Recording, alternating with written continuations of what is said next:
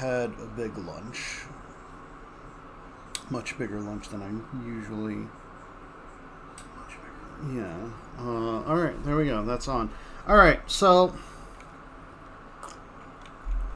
I've been thinking about this for a while now that I'm going through a third pass on Gintama, and I wanted to add some stuff to the pitch that I gave earlier. So this is, again, going to be spoiler-free. This is going to come with, especially on the YouTube, some information on the description, because I have... Because the early structure of Gintama can kind of be thwarted a little bit with some careful planning. I've been going through a third time with a friend and showing it to him for the first time, and there's several episodes that I skipped this time with him.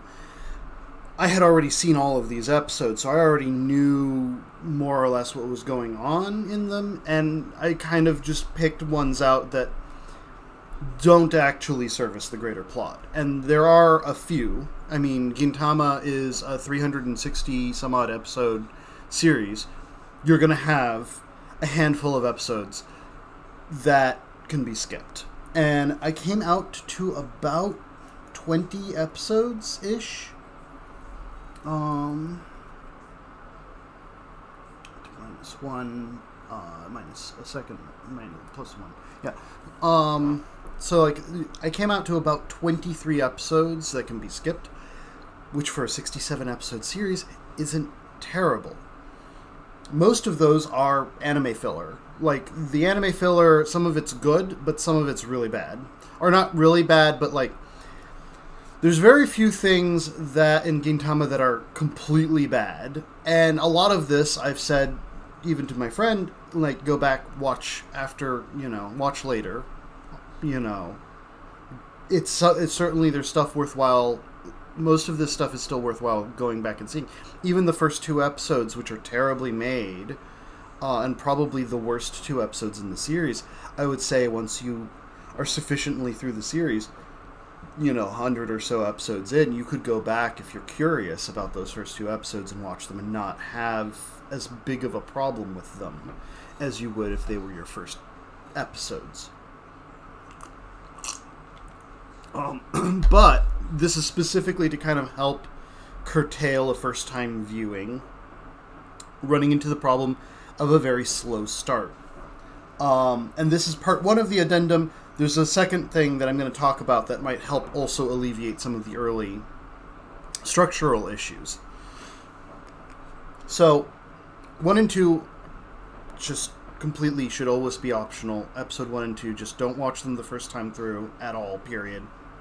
Definitely skip them. And then if you are curious, come back even after the end of the first season, because it'll be fine then. But just don't do episodes 1 and 2.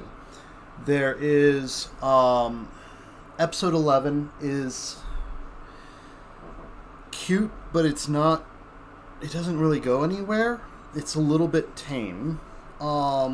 Episode 18 skirts along something that it focuses on a panty stealer who does actually show back up briefly as a background character later, but it's not important. And in fact, most of the plot in that episode isn't even centered around that character. It's just kind of a bit of a Havoc episode for Gintama, but even then, the Havoc isn't as good as it gets, as it will get not much longer afterwards. There is an episode 19, which is just a Hasegawa. It's not even a Hasegawa episode. It's about the sea, and it's like, all right, whatever. It's there's like 18, 19, 20, and 21 are a bit slow. 21, the second half of 21, so 21's a two-parter. It's a split episode. The second half of 21 is more entertaining and also somewhat plot relevant, though it can easily be skipped without missing too much. because really all it hooks up to is a later anime-only filler for Sakamoto that is fun, because it's Sakamoto. But even then,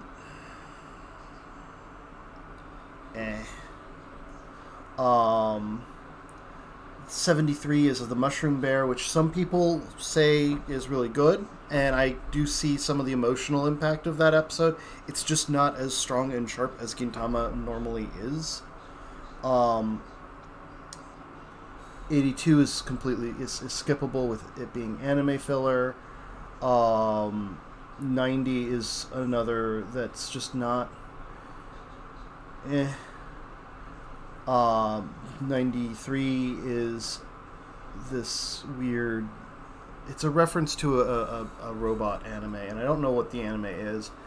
If you like that anime, you'll see it in the preview for the next episode, and you can definitely 100% watch this. It's funny enough, but it's also completely skippable if you have no idea what the anime is that's being referenced.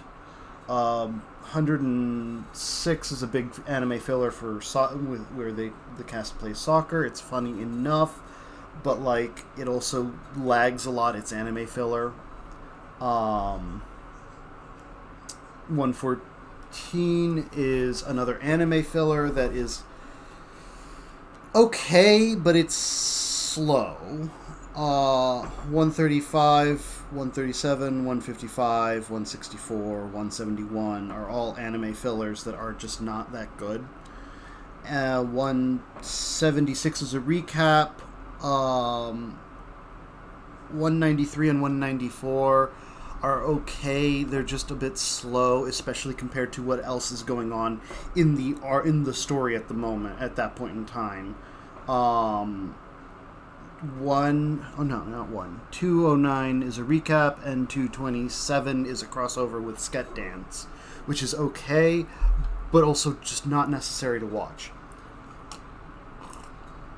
23 episodes isn't a lot to cut out of the show, but it does kind of help the pacing a little bit move forward over the course of the show. And it can give hope to people who are having trouble with the opening, knowing that they aren't necessarily crazy.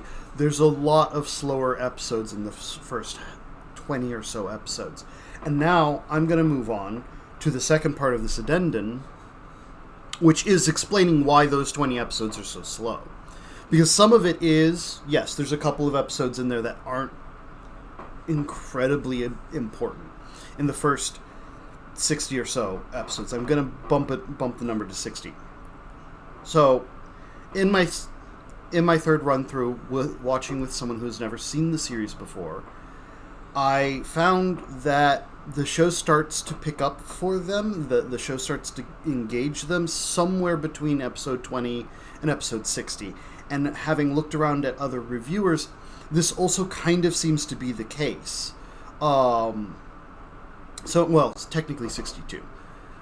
But basically, somewhere in between episode 20 and and the end of the Benizakura arc, which is like the first major plot arc, is sort of the end of the introduction. Like somewhere in there is where you're either going to be gripped and go through the rest of the show, or you can successfully drop it. And I honestly think that a good soft ask is, like, if you want to just give it a mild try, get to episode 30. That's a nice soft ask. But if you really want to give it a good shot, go to the end of the Benizakura arc, and you can do this either by going to episode 58 and then watching the first movie, or going to episode 62. I would still recommend watching the first movie, whether you go to episode 58 or 62, because the first movie is excellent. It's an excellent retelling of the Benizakura arc, and it's very fun. And it totally worth 100%. And that gives a good idea of what the show's angling at, what the show is capable of doing, And, like, the understanding that the show gets progressively better each time. If you want to know when Gintama gets good, it gets good constantly. Every season is better than the previous season. Every season builds on the previous season. Every 50 or so episodes, the show seems to kind of reconfigure itself and bring the hype up another notch and up another notch and up another notch. And this leads to a finale that is mind-blowingly good. So it always gets better, and I highly doubt anyone can get through the whole series, all the movies and the OVAs and all of that, and reach the end and not enjoy and not have gotten something good out of this show. I quite frankly will say, if you will only ever watch one long-running anime in your lifetime, make it Gintama. Period. If you get through the whole damn thing, there's no way you aren't going to enjoy it. It will be 100% worth your time. No questions. I highly doubt anyone can get through all of it, and anyone who says they've gotten through all of it and is still dissing the series is lying. They're just being obstinate for the sake of being a troll. I sincerely doubt anyone can actually get through every single one of these episodes and the movies and the ending and not find something to have enjoyed about this show. That said, I do think that the end of Benizakura is a good point where if you can't bring yourself to keep going from that point, then go ahead and stop. You are probably not going to... You're probably going to take a lot longer to get into it. You're talking, 170, 180, maybe even 200 or 300 episodes in before you find what you like about the show. And that is a lot of an ask. That's a lot of time to suffer. I still think that it is a worthwhile show, no matter what. I highly advise anyone and everyone to try and push through because it's just that good. But, some allowance has to be made. It is a very long chunk of material. So, some allowances have to be made. But to whittle in on why those first 20-ish episodes seem to go so slow is to talk a bit about how the Japanese industry operates different from the American industry. Interesting, and I think I've talked about this at some point in the past. But for whatever reason, Japan has figured out a little bit of a trick of how to do multimedia, of how to understand that you can expand your audience by being in two different what's the word I'm trying to think of? Mediums. This is why almost every manga that gets published in Japan usually has a corresponding anime. And that the anime attempts to completely follow the manga. As much as the anime possibly can. There are flaws in the Japanese approach, and I've talked about them before, which lead to things like anime filler and slower pacing. But the intrinsic idea is very solid. And it's something we here in the West have yet to kind of wrap our heads around. Even with our recent Marvel Cinematic Universe. We haven't quite figured out that, the trick is that it is the same story. The trick is that you're just retelling the story and moving it from paper to video. And, we do it sometimes with movies. The book gets a movie, but that is such a terrible translation because a book is usually big and a movie is usually short. So it's basically saying, we're going to take this thing that takes hundreds of hours to read sometimes. Some of these books take forever to read. And we're going to try and shorten that into an hour and a half to maybe 2 hours, maybe 3 hours if we really like it. And I mean, like, this is kind of the trick that Peter Jackson pulled with the Lord of the Rings movies, is that he broke the books into he broke the movies into the 3 books, and then made the movies like 3 hours long. And it helps. But even then, he cut so much out of the books to make those movies. When really, the Game of Thrones path was the smarter route. We are slowly figuring this out, is my point. Compared to Japan, which has been doing this regularly since television kind of came into formation in Japan. Like, this has been how they've used their television since the beginning. They've just used it to animate the mangas that they've been writing. And that means that they are further along on the path of how do we translate this between medium than we are, because we're kind of fumbling around in the dark right now and slowly grasping what it actually means to try and make a fair and accurate translation of a written substance and turn it into a video. And, like, the fact that video is going to have to be much longer than we're giving it currently. But part of the problem is that, so, in order to accomplish this task of basically converting every manga that gets produced into an anime, they have to have a lot of anime studios. They have to have a lot of studios that are just working on a bunch of different shows at the same time. And that's a lot of work. That's a huge amount of people that are employed in that business. And a lot of times they're just given shit and told to do something with it. It's not great. Compared to over here where, like, Lord of the Rings was a passion project for Peter Jackson. He loves Lord of the Rings. He wanted to make a good movie version for Lord of the Rings.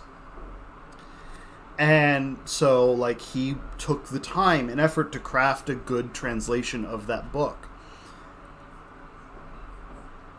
In Japan, you are not guaranteed that at all. You are going to be shuffled to a studio, and the studio is going to be told to make an anime.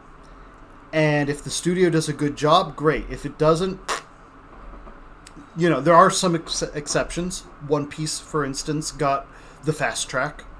The author, Oda, was working within Shonen Jump for a very long time. He had worked on Dragon Ball. He had worked on other projects. He had been working in the background.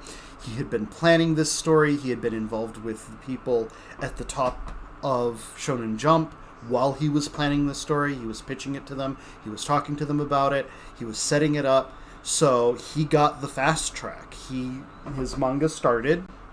It was immediately given top positioning. It was immediately given a lot of free advertising and a lot of extra advertising. And then, not long into the manga, the anime was started as well. And given a high quality cast, high studio, big budget, lots of stuff was just given over and prepared for One Piece.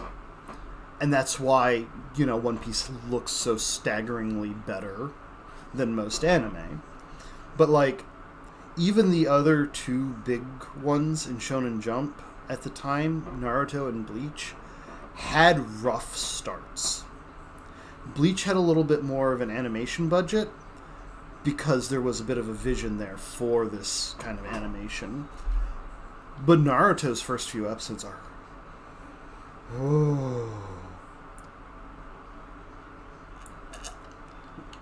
And it's because, you're handing a project over to a team that doesn't know what it's about, doesn't necessarily care what it's about, have to produce something really fast, so they don't necessarily even have the time to look up what they're looking for. This, by the way, is what explains the first 2 episodes of Gintama. They have been given this thing. They have to produce a first episode that will introduce the entire cast of the first season and give every single one of those cast members a line so that they can get those cast members on payroll, and they haven't had the time to really read the series and understand what it is about. So they slap together this vague 2-part story in an attempt to satiate the legal requirements and get the show started. From there, it is roughly 20 episodes for the voice actors to grasp and understand the characters, for the animation staff to get into the series and find a style that works for it, for the editing to find the pacing of the story, for the director to get into this story and really want to see it become something better. Because the author's young. Like, Sorachi had a lot going against him here. The author's young. Like, he's old now, but he was young when this started. Like, he started writing this in 2003. He's 45 now. So he's been at this for over 20 years of his life. This was his second major work. The first one was a short running story that was kind of similar in some aspects, at least in humor, to Gintama, but he dropped it. And it feels like he was given... Gintama was picked up to fill a slot in Shonen Jump, specifically the Shonen Jump parody slot, which I'm not entirely certain, but like any of the Shonen Jump parody shows could have been moving out of that slot in order to free up a space for another parody show. And my suspicion would be it would be Bobobo, which ended around that time.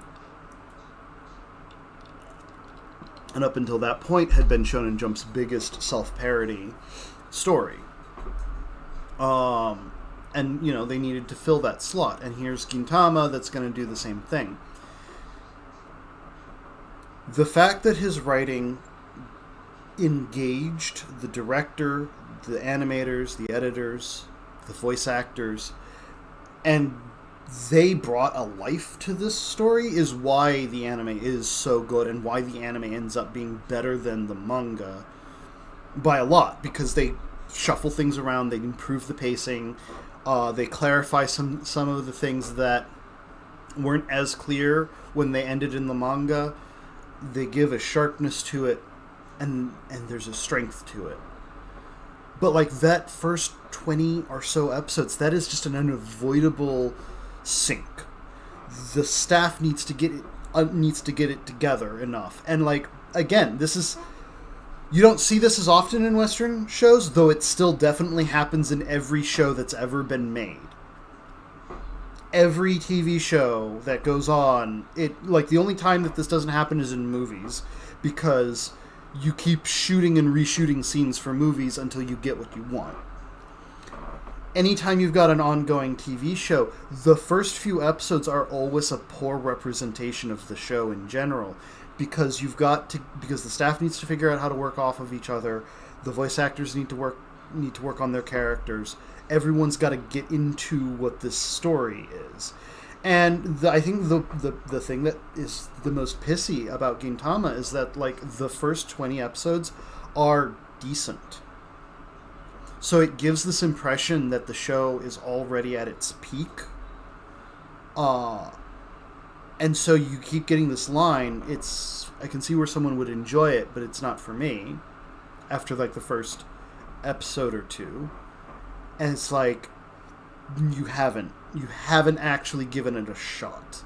You need to get probably past the episode 30 mark before you've given it a sufficient chance to get its feet under it and seen where the characters are going. because the series gets exponentially better once all of these forces start to gel. The pacing on the jokes improves to the point where the jokes are always sharp and hit hard. The voice acting becomes incredible. These voice actors are amazing. To give an idea, and this is probably the best example I can give of the difference in the voice acting before and after roughly episode 20-ish, Sa-chan is infamous for cracking her voice in that role. She'll start squealing and giving this really funny, almost nerdish sounding voice acting, because that's what Sa-chan is this idiot. She doesn't start cracking her voice until after episode 20. She doesn't, when she appears, she doesn't start cracking her voice until after episode 20. She's playing it completely serious and straight. And that's like an iconic thing for the character that she figures out somewhere in that early area. The voice acting staff really has to kind of grow into the roles. So this is just like, this is just an unavoidable stumbling block. And I think by phrasing it like that, by putting it in the context of, yeah, it's going to take them a little bit of time to get all of the wheels moving together, at least give it 30, if not give it to the end of the first movie for everything to flow. Because the flow starts right around there. I've now watched it, I've now gone over those first few episodes a few times, and the flow starts around there. On top of all of that, and I think I did say this in the last pitch episode, you also have to set up the running jokes. The story is so reliant on running gags that they have to set up the running gags for the story. There's a bunch of foundation that needs to be put down. It's a gigantic show, and it really builds off of itself. That means the foundation does take a while to build. I've heard other people, when talking about One Piece, say, get to the end of East Blue before you decide whether you want to keep going with One Piece. That's over 100 episodes of One Piece to ask someone to get through. Or even if it isn't, it's still a lot. I can't remember how long East Blue is. But it's a lot of episodes to get. That's like 6 islands in One Piece. That's a big ask. But it is. But they're right. If you want to know what One Piece is about and want to have a decision based on how the show actually is, the end of East Blue is a good spot to assess what you feel about the show. And I'm kind of saying the same thing about Gintama. If you want a fair assessment of the show, whether you're going to enjoy it or not, get to the end of the Benizakura arc. Episode 62 or episode 58 plus the movie. And that gives you the fairest assessment of the Benizakura arc. If you're shorter on time or don't feel like giving it as hard of a push, at least give it to episode 30. That gives them some time to actually have most of the staff working properly, and realize that the show's going to continue to improve in animation quality. It's going to continue to improve in voice acting quality. It's going to continue to improve in every facet throughout the show. It just keeps getting better the entire time. It's incredible in that. But that is going to do it for me for now. I have other things I've got to go accomplish. I wanted to put this out because I've been thinking about it a lot lately. I'm going to put the list of skippable episodes in the description so that people that want a little bit of an easier path, because there are a couple of episodes that can be skipped successfully without too much damage to the story being done, and it does kind of help the flow a little bit of the story. Go ahead and use that as a just kind of a basic skip path. I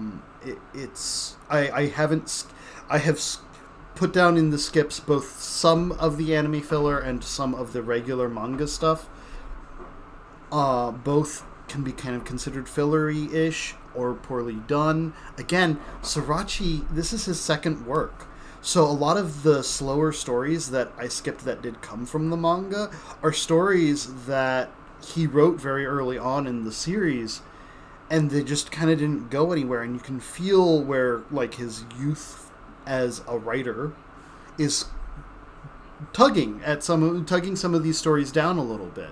It isn't until a little bit later, and probably until he starts interacting with the anime staff, that their experience helps push him to greater heights and allows him to build on this story to the point where he can create a masterpiece. The manga is much slower than the anime, in large part because he does treat this as a serialized parody story. He uses most of what he put into the manga by the end of the story. He uses most of those concepts and brings them to fruition in the manga. But it isn't until like the latter half of the story that he starts pulling these threads together and working things into the fervor that is the ending. The anime starts much sooner. By Benizako, you're starting to see the lines being pulled. You're starting to see what the basic plot structure is going to be, how things come back in the story, and all of that. And I've just distracted myself into rambling more because I will talk about Gintama until I'm dying. At which point I'm going to tell my grandchildren one more time to watch goddamn Gintama before I come back from the grave and beat them. If I haven't forced them all to watch it by then.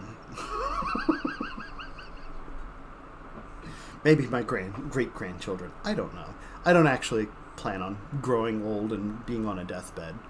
I have no plans for that. I think we'll beat death. I think we'll beat old age before then. So I'm going to see you guys later. Hopefully I can get some Dark Souls in soon. Umbra is having some family problems, and so they're not necessarily always available. So I'll talk to you guys hopefully tomorrow. I've been very, very busy lately with Granny. Speaking of, I've got to go do some things. So later.